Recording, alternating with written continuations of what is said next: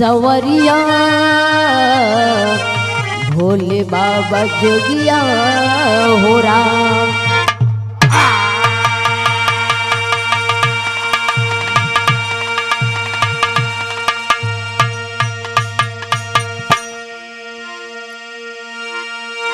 यद कुल की गाथा यद्यपि है निराली, कहीं खिलता सुवन तो कहीं सुख जाय डाली। आल्हा जो जग में अमर है कहानी, राजा डोमराव से उनकी बनती नहीं। एक दिन लेके लश्कर चले बबुरी वन में, अरे खेलन शिकार इंदल सुखमानी। अरे मेला लगा था उसी बीच में, बक्सर की मेला की अद्भुत कहानी।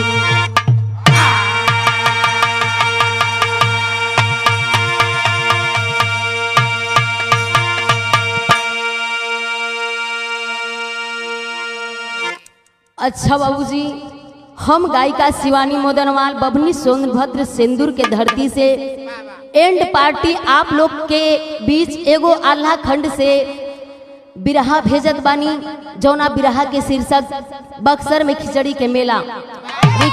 रिकॉर्डिंग हमार बड़ भैया गुड्डू के देख रेख में जात बा, आर के स्टूडियो जमानिया में हो रहल बा।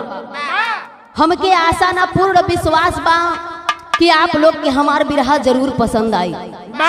मास्टर बिरहा में गजल के लाइन लगल।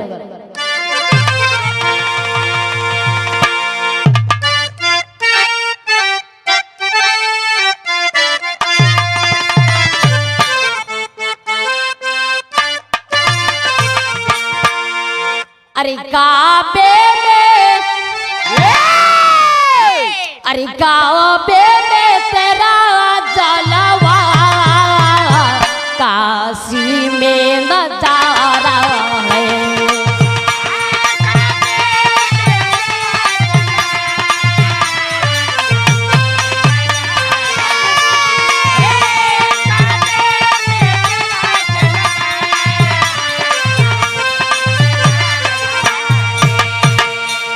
अरे काबे में तेरा जलवा, अरे काशी में नजारा है।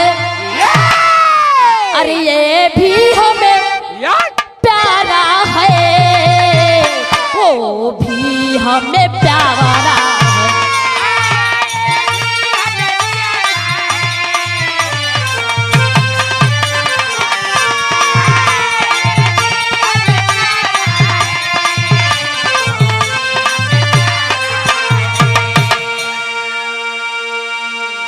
बाबूजी तो तर्ज रहल, लेकिन भाव में का बतावल गई कि अरे वीरों की, अरे वीरों की शहादत में एक ऐसी जवानी है।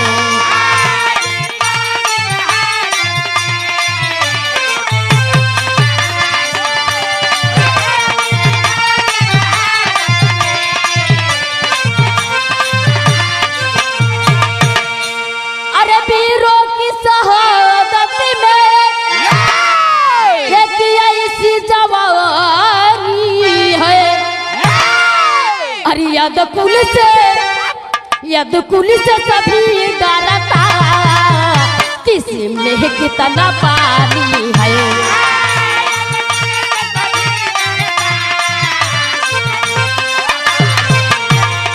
बहुत अच्छे,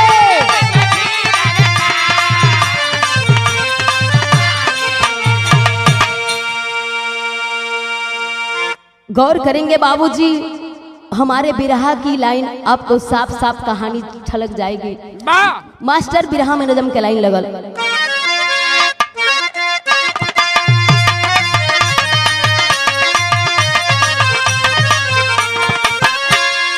एक दिन आल्हा उदल इंदल सब छोड़ चले, एक दिन आल्हा उदल इंदल सब छोड़ चले। खेलन शिकार वो तो बबुरी बन की ओर चले।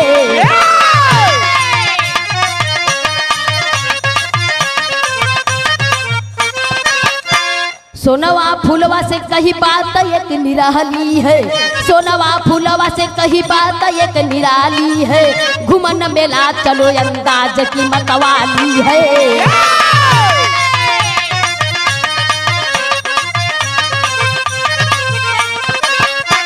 फुलवा बोली ना घर में कोई वीर आया है, फुलवा बोली ना घर में कोई वीर आया है, मेला घुमन तेरे दिल में क्यों समाया है।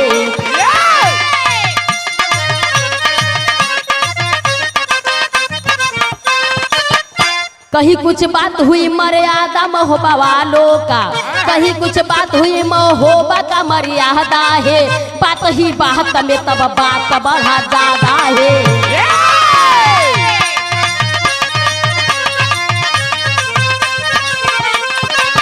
सोनवा फूलवा संग मेला घुमन की ओर चली, सोनवा फूलवा संग मेला घुमन की ओर चली, संग ले सैनिक हाथे में बाम डोर चली।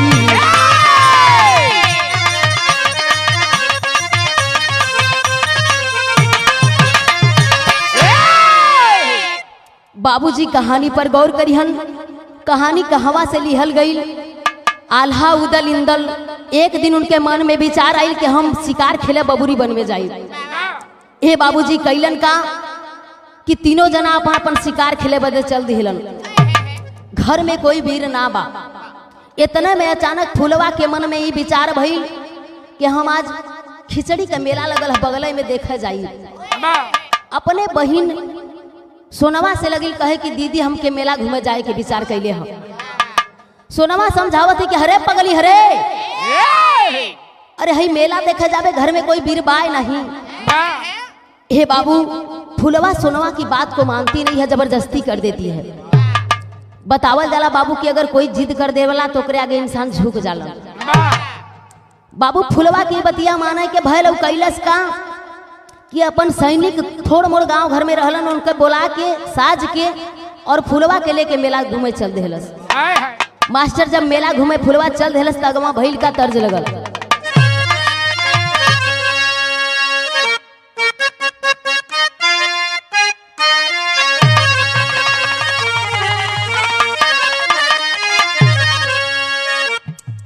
कि अरे ठाढ़ रहो मुरली वाले, अरे ठाढ़ रहो मुरली वाले, गगरिया घरे धइले आई।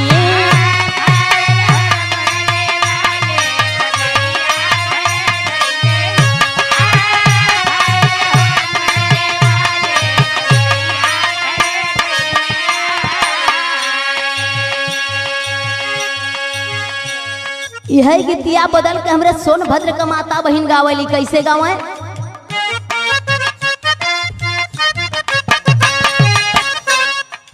का होई पूरी मिठाई,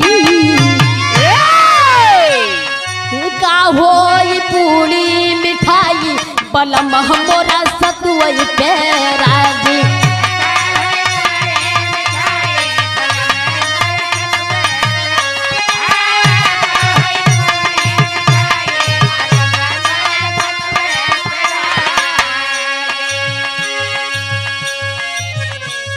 बाबूजी इसका तर्ज रह, लेकिन बिरहा में भाव लगल। कवि जी भाव दिलन। डोलावा बैठी मयलवा, अरे डोलावा में बैठल मयलवा, डूबल चाहे कुल के दियनवा।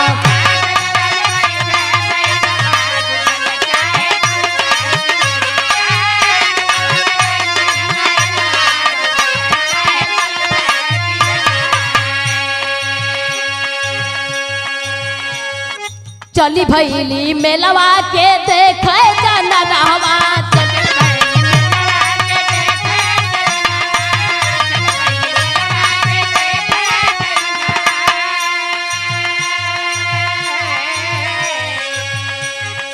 डोमरा वह राजा का पड़ल बा नयनवा।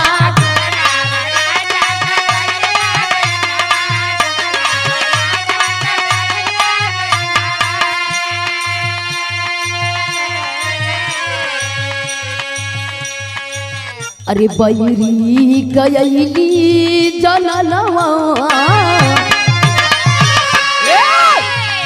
अरे बैरी गयली जननवा, डूबल चाहे कुल कह दियनवा।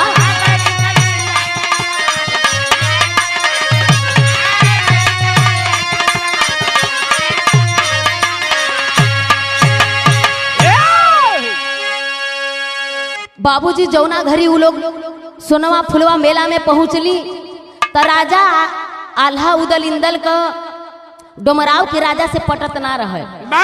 अचानक डोमराव के राजा के नजर वो दोनों जनानन पर पड़ गई। ए बाबूजी जब उनकर नजर पड़ गई तो कैला का कि अपन सैनिक भेज के उन्हन का डोलवा कैद करा लिहला। दोनों बेचारी कैद में हो गई। उ लोगन दोनों जने के आंख से आंस बहत बा। फुलवा मन में विचार करत बा करे पगली हम जवन सोचली है भाई। बाबू अपने मन में अरमान सजौली कुछ और लेकिन होई कुछ और। मास्टर बिरहा में तर्ज लगल।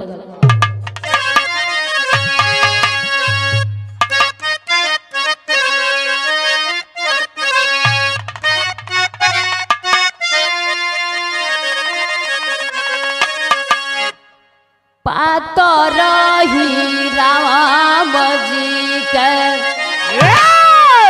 अरे पातर ही राम जी के, अरे पातरी बा कमरिया ये रामा।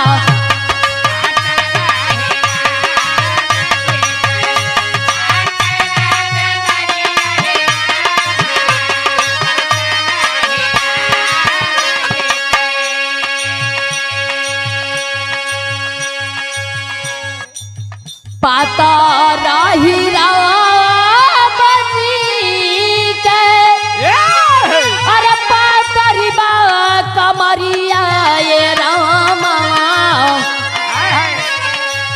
छोटे छोटे हथवा में, छोटे छोटे हथवा में, छोटी बाधनुहिया ये रामा।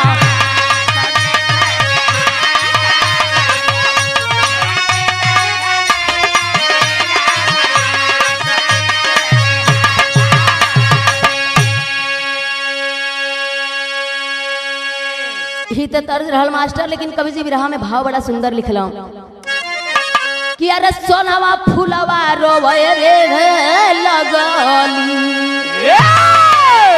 अरे सोनवा फुलवा रोवे लगली, घेरली बदरिया हो रामा।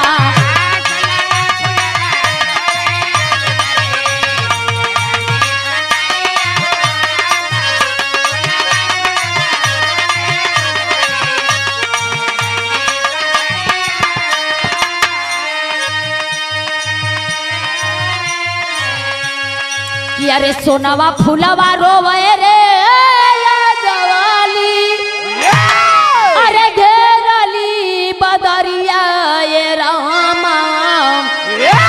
हरे मटिया में मिलवलू बहिनी, मटिया में मिलवलू बहिनी, महोबा का पनिया ये रामा।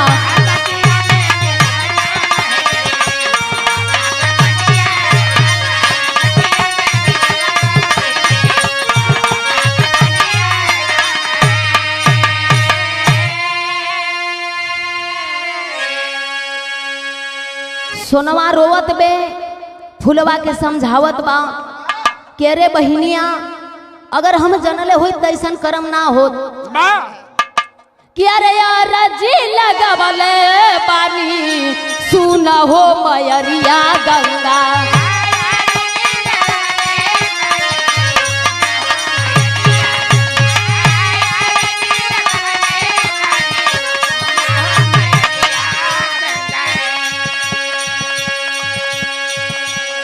खबर जनैबू बेटवा इंदल के खबरिया गंगा।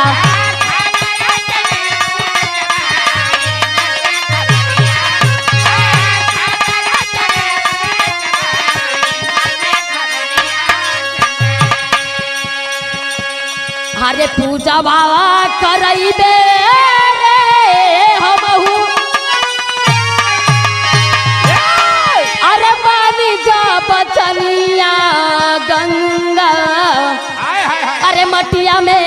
मिलवलू बहिनी, मटिया में मिलवलू बहिनी, महोबा कपनिया ये रामा।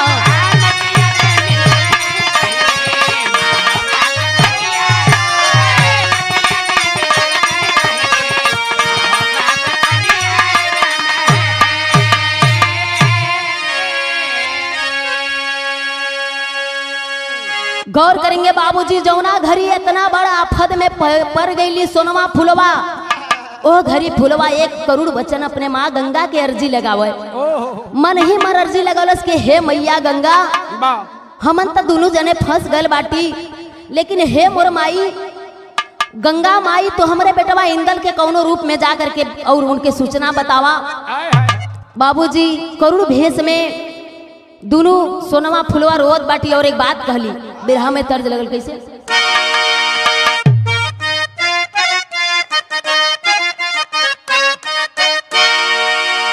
हरे मेरा बाबू मेरा बाबू छबिल्ला मैं तो नाचूंगी,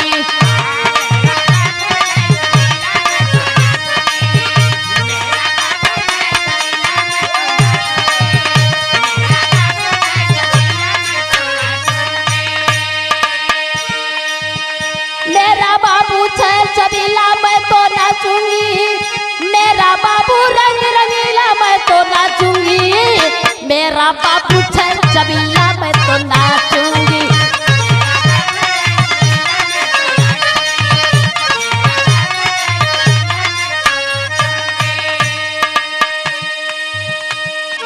ही तो तर्ज रहल बाबूजी, लेकिन बिरहा में कवि जी भाव देहला, उस सोनवा फुलवा और डोमराव के राजा के ललकारत बाड़ी कैसे, झूठे का पगलैला यार महोबा वालों से,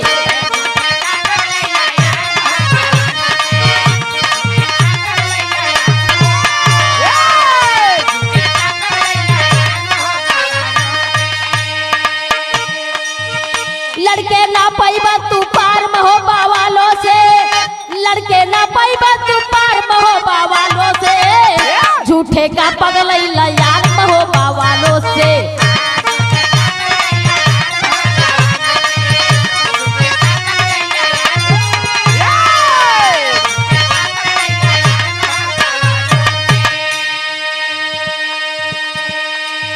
झूठऊ के डोलवा का कह दो करवाला,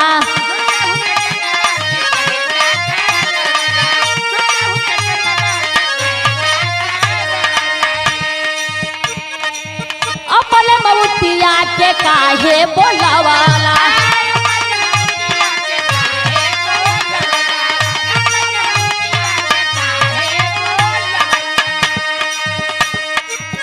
तो जहवा चमकेली कटार महोबा वालों से,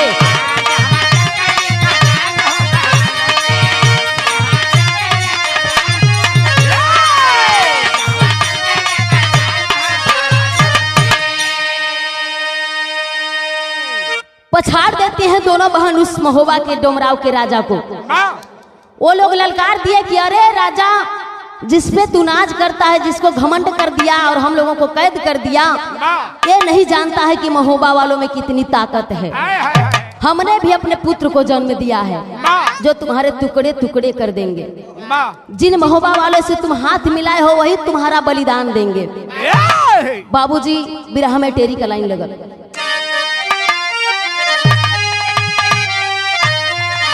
अरे धोखवा से का मिलवला थवा, अरे मोरे राम हो राम, धोखवा से का मिलवला थवा, अरे पागल भैला सरऊ समर में पीठ देखैला यार देखैला यार देखैला,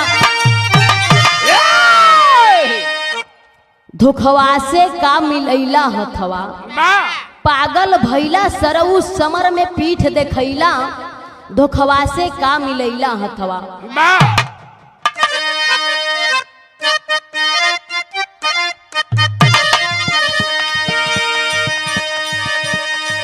बाटे बतिया पुरान झूठे कैला का गुमान,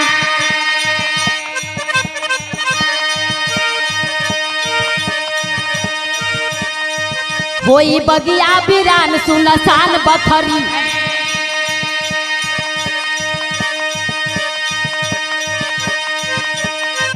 कबहू लौकी न चान युद्ध होई घमासान।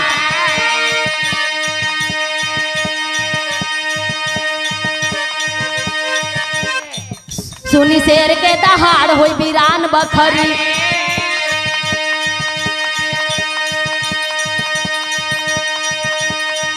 झूठो कैला गुमान तोरो चल जाई जान चल जाई बसुरा था सुनसान बखरी।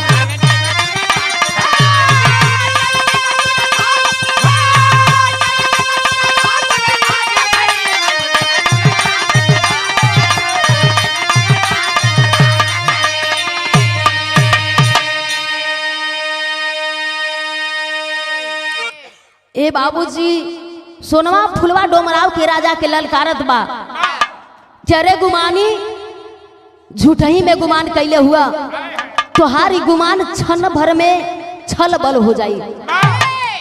जौना दिन हमारे महोबा का राजा चढ़ जाइए तोहरे डोमराव के धरती पर, वो दिन तोहार बिरान बखरी हो जाई। एक कौ पब्लिक एक कौ सेना ये तोहरे महोबा डोमराव के राज्य में न बची।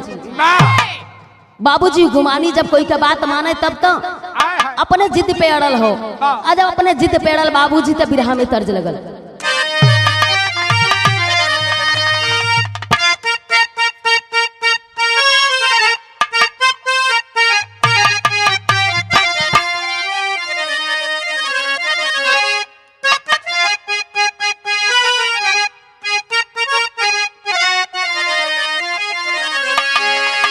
सुनीला की ससुरा में झूरा झूरा मोती झरे।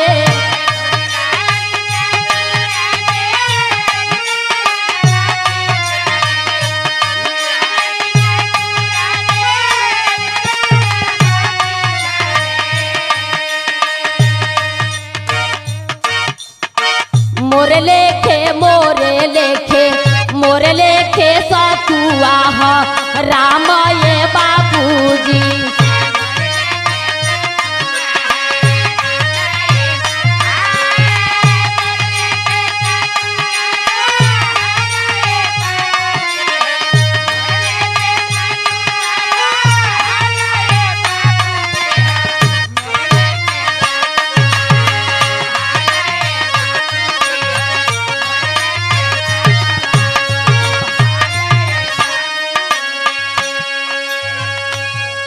ही तो तर्ज रहल मास्टर, लेकिन बिरहा में भाव लिखल गई। अबला के बतिया सुनी गंगा महारानिया हो।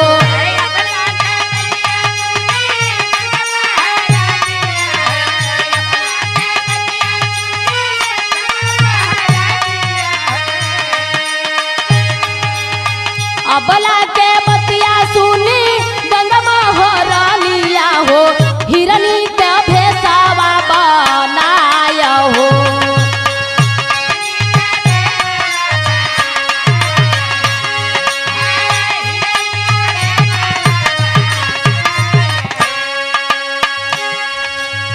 धीरे धीरे चली भैली बबुरी के बनावा। जहाँ शिकार खेल इंदल बीरानावा। देखत शिकारावा के मनवा लो भाई रे गईला।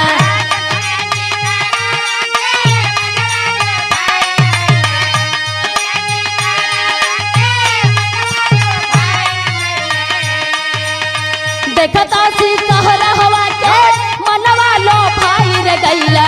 हिरनी के भेसावा बनाया हो।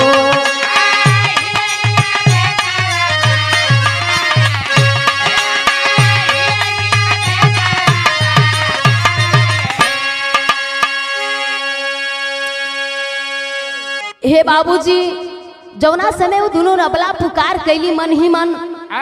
ओ घड़ी गंगा माई के माया लगल और गंगा माई कैली का बाबूजी ये हिरनी का भेष बना के और जंगल के ओर चल दहली। जब जंगल के ओर चल दहली बाबूजी धीरे धीरे बबुरी के वन के तरफ पहुंच गई। वही बबुरी के वन में बेटवा इंदल शिकार खेलत रहलन। जब शिकारी का नजर वो हिरन पर पड़ गई बाबू तो शिकारी मन में सोचे लगल कि इतना सुंदर हिरण कहाँ से आएगा। बाबूजी जब सोचे लगलन तो बिरहा में तर्ज लगल।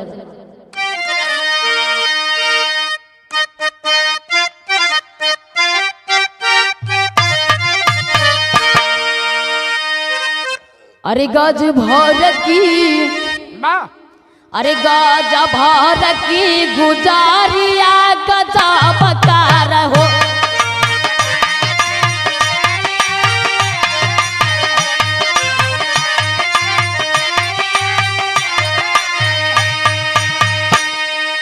अरे जबलिया बोलाइया बता बकार हो रे गज भर की गुजारिया गजा बकार हो।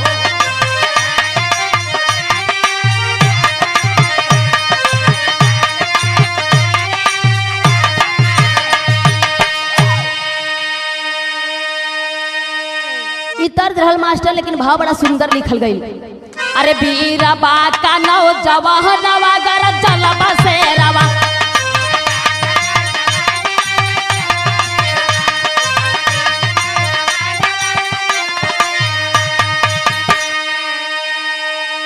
अरे गर जलबा से रवा हो, गर जलबा से रवा रे बीरा बाका नौ जवाहनवा गर जलबा से रवा।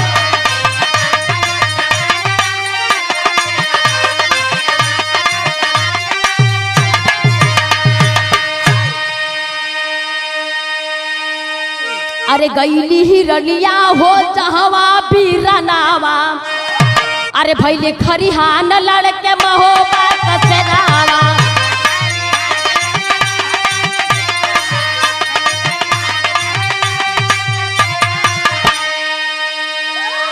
अरे बिलिखत शरीरिया, अरे देखाई बजोरवा रे बीरबा का नौ जवाहनवा गर जलबा से रवा।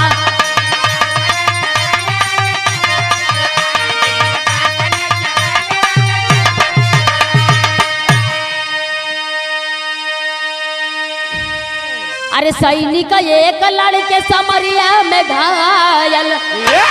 अरे लेके गईल माता के जिया भइल घायल।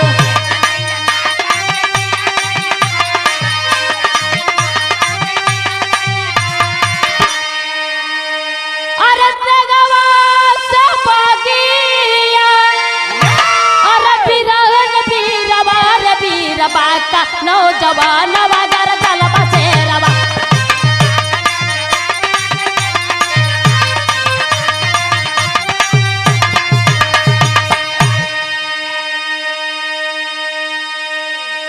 डांट करके इंदल बोलता है जवान, अरे अगर तेरे में दम है तो मेरे में भी दम है। तू अगर अपने माँ का दूध पिया है तो मैं भी अपने माँ का दूध पिया हूँ।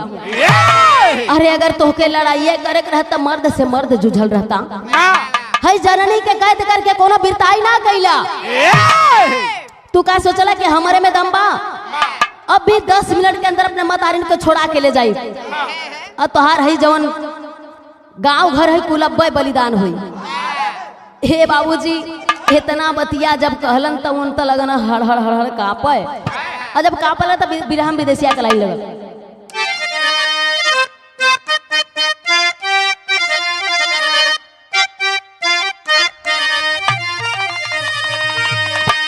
अरे डोलवा उठवला काहे मौतिया बोलाई हला।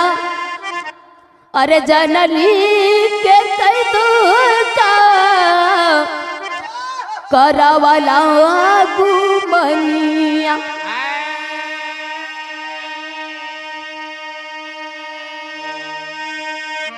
अरे जेकरा चरा के लाल, अरे तोह लाल कारी दिहल। अरे हथवा मिलौला मऊगा बाटा हो पीरनवा।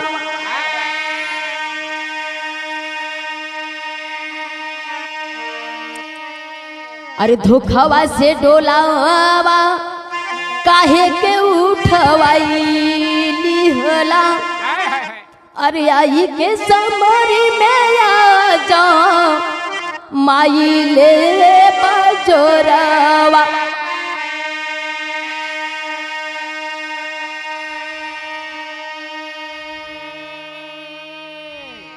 गौर करेंगे बाबूजी, उस समय और बीर बांका नौ बघेला इंदल समझाने का कार्य किया कि बीरन, अगर तुम देश के शान हो, अपने जिले अपने राजधानी के राजा हो, तो तुम्हें इस तरह से हरकत नहीं करनी चाहिए।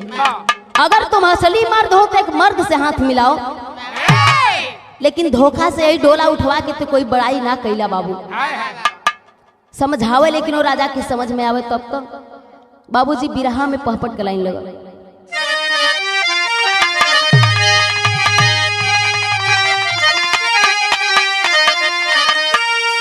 अरे खट तेगा चलै लागल, अरे खट तेगा चलै लागल डोमराव के बखरी। अरे तो कोई ना या जमाई जो रवा सुखाई धरती।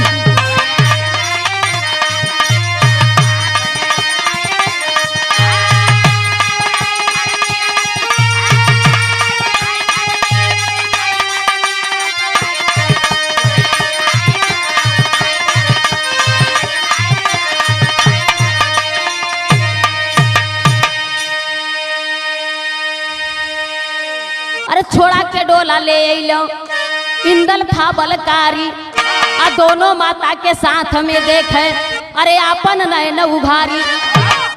तबरसल प्रेम के सगरवा सुखाई धरती।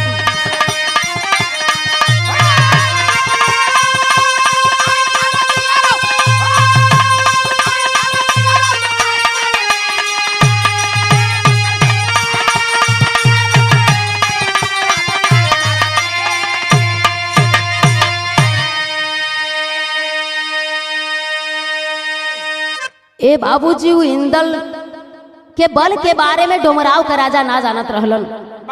10 मिनट में पूरा सैनिकन के मार गिरौलन और अपने दोनों मतारिन का डोला उठा के जब चलन तो उनके शरीर से प्रेम के सागर झलके लगल। बाबूजी जब खुश भइलन ओ घड़ी बिरहा में आल्हा से लाइन लगल।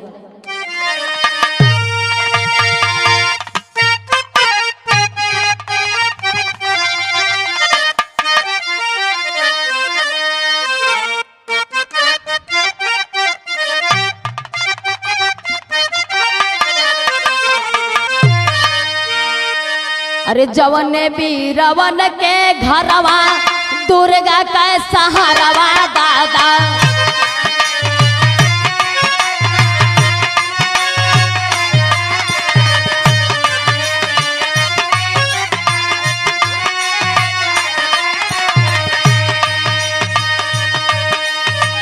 बल शक्ति खुद बैठल रहली राखवा।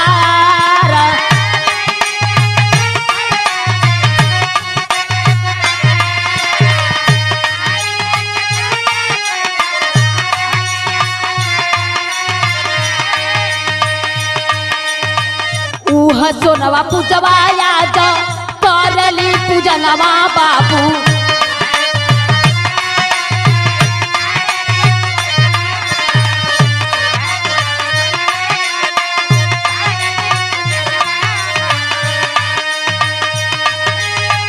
गंगा रूपी हिरनी लेहली जाता बताया।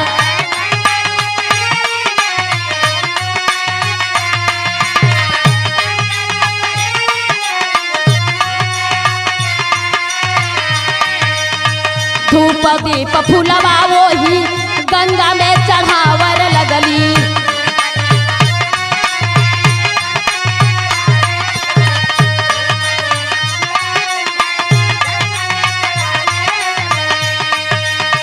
डोलवा के साथ चले इंदल बलवान।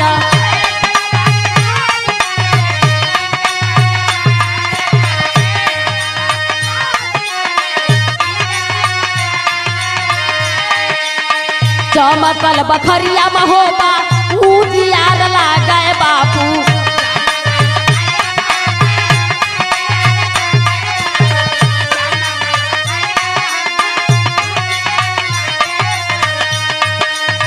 जेकर स्वयं जानली हो बन के खेवनहार।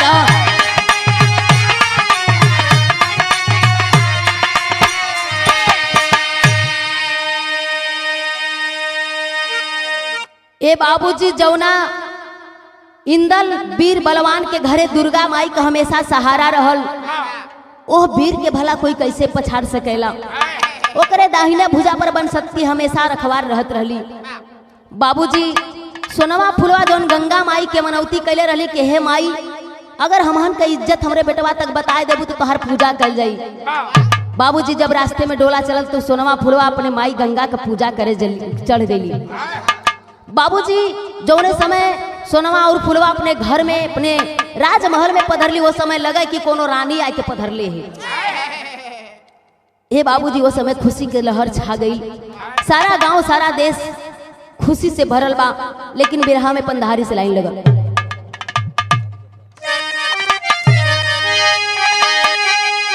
अरे भक्ति में मरल सगरवा, अरे सोहाई नगरी, भक्ति में भरल सगरवा, अरे सोहाई नगरी, तजबले दुर्गा रही है होइना पीरान बखरी।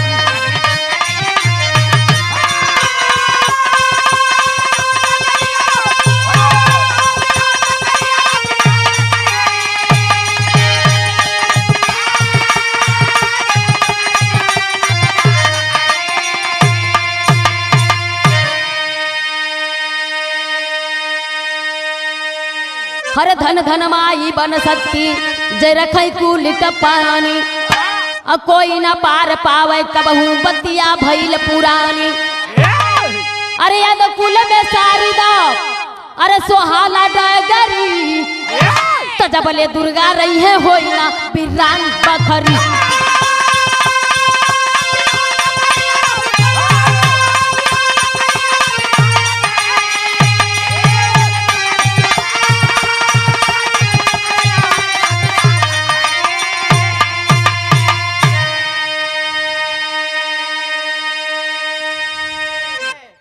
बाबूजी डोमराव के राजा पछाड़न गईलन और इंदल आल्हा उदल ई लोगन के वीरताई प्राप्त भइल। साथ में उस जननी दोनों कैद रहलिन, इज्जत सम्मान के साथ अपने राज्य में वापस आ गईली। उनका घर में हमेशा दुर्गा माई के सहारा बनल रहल। इसी तरह से आखिरी परिचय बतावल गेल मास्टर। गुरु बिहारी गुरु गणेश गुरु राम लाल के जानी, कथ करे कवि चंद्रिका विजेंद्र जी सुखदानी।